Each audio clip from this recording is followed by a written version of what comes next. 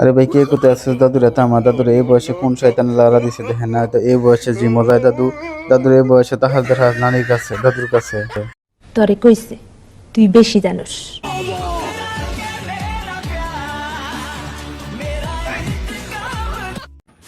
মাঝে মধ্যে আমি যখন নিজেরা পণ্ডিত মনে করি আর নিজেরা সালাক মনে করি, তারপর আমার সাথে যা হয় আর কি, তার ভিডিওটা একবার দেখে দেন, শেষ পর্যন্ত দেখে দেন।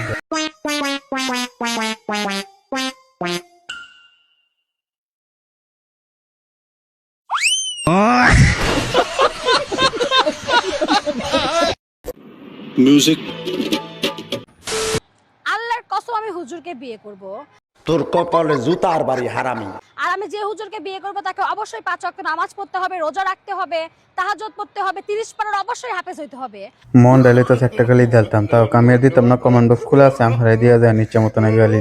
একটা হুজুর যদি 30 পারা কোরআন তাই সব কিছু তাই 5 ওয়াক্ত নামাজ দিতে হয়, তোর মতন বেশারে বিয়ে করবো কোন দুঃখে? বাট আমিও তো তাই কই। আর আমি এই কারণেই বিয়ে করব যাতে আমার মৃত্যুর পর আমার সমস্ত পাপ মোচন হয়, আমি বেহেশত নসিব করতে পারি। শুধু এই একটা কারণে আমি হুজুরকে বিয়ে করব। কনফার্ম জান্নাতি হে, কনফার্ম জান্নাতি হে। সোনার পালঙ্কের ঘরে লিখে রেখেছিলে মেজারে।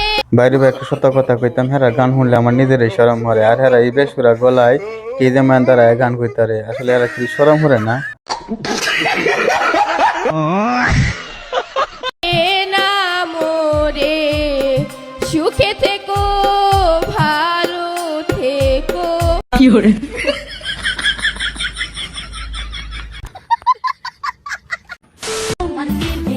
আমি মাইয়া কারো পায়ের নিচে থাকার জন্য জন্ম নেই নাই।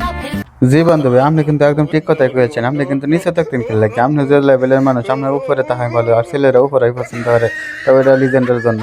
কথা কি ক্লিয়ার না ভেজাল আছে? ক্লিয়ার। যে পায়ের নিচে রাখার চেষ্টা করবে তার পাটাই কেটে ফেলবো। এখন ওই যে অনেক সময় কিছু সায়েন্স ফিকশন মুভি আমরা দেখি যে ব্যাক টু দ্য ফিউচার। দৌড় না হট মট বাদ দেন, প্রধানমন্ত্রী ইংরেজি কইছে, এটা হচ্ছে বড় কথা।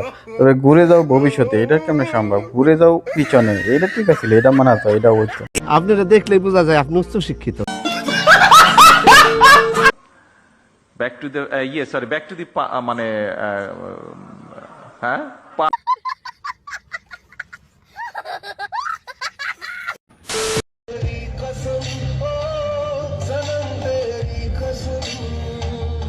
সাবাস।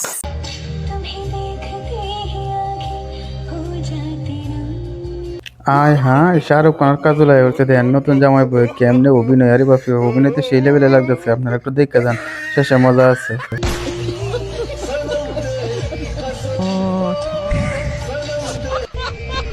প্লিজ এরকম করো না, ঠিক আছে? যারা পয়লা বৈশাখ পালন করার জন্য পাঞ্জাবি জামা মানাবি, জাহান্নামী জাহান্নামী জাহান্নামী জাহান্নামী। এদিকে হুজুর সবারই সতর্ক করে পয়লা বৈশাখ যাতে না পালন করতো। আর দেখেন জান্নাত থেকে একটি শয়তান আয়া কত সুন্দর জাতীয় সঙ্গীত গাইতেছে রমনার বটমূলে, কত সুন্দর পয়লা বৈশাখ পালন করতেছে।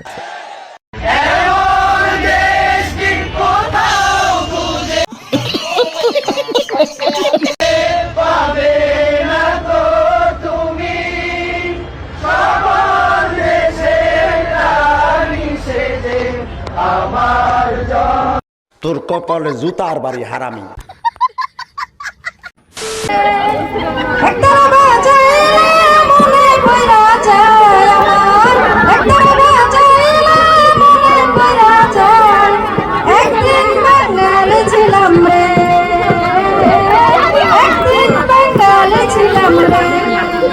বা বান্ধবী বা, তুই যে জান্নাত থেকে আয় এত সুন্দর গান গাওয়া শুরু করছস, একদিন বাঙাল আছিলে কিরে, তার কি ডাউট লাগে নাকি? এখনো কি তোর সন্দেহ আছে তুই যে বাঙাল? তাহলে কি আমরা কি বাঙাল না? হ্যাঁ, তোর এই গান গায়ে গায়ে গায়ে কইতে হইব, আর তো গানই গাইবি, তাহলে পর্দা কি দরকার ছিল? সুন্দর একটা গানটা গাইতি সবার মাঝে, হ্যাঁ, কথাটা ক্লিয়ার হইতো। এটা কোনো কথা হইলো? হ্যাঁ, সত্য গান গাইতে এসে কত মানুষ আসলে, আমরা সবাই শুনতাম দেখতাম তোরেও। তবে যাই হোক, ভিডিওটা যে পর্যন্ত ভালো লাগে বন্ধুদের কাছে শেয়ার করে দিন। আর আপনাদের জন্য নতুন নতুন ভিডিও নিয়ে আবারও হাজির হবো। ততক্ষণ ভালো থাকবেন, আর আমার বান্ধবীর গানটা লাস্টে শুনে যান।